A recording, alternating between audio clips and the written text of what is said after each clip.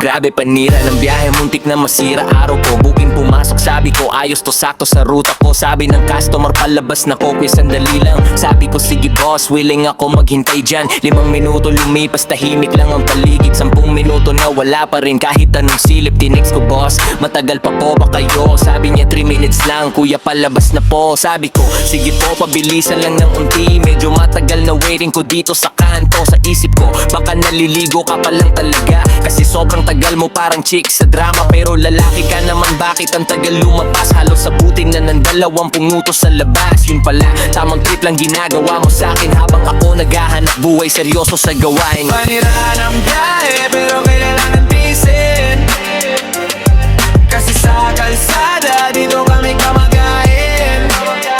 Kahit may matrip na customer o rider, tuloy lang sa biyahe kahit medyo bitter. Panirahan ang biyahe pero laban lang lagi. Hindi pwedeng sumuko dahil may pamilya sa tabi. Bad trip man sa simula pero tuloy ang laban.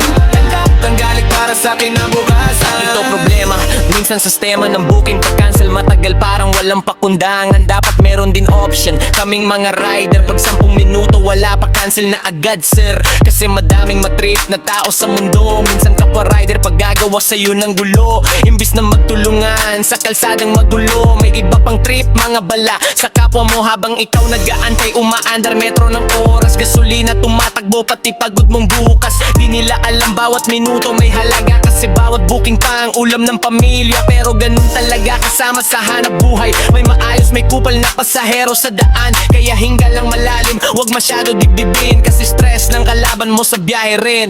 Panirahan ang biyahe pero kailangan tiisin, kasi sa kalsada dito kami kumakain. Kahit may matrip na customer o rider, tuloy lang sa biyahe kahit medyo bitter. Panirahan ang biyahe pero laban lang lagi. Hindi pwedeng sumuko dahil may pamilya sa tabi.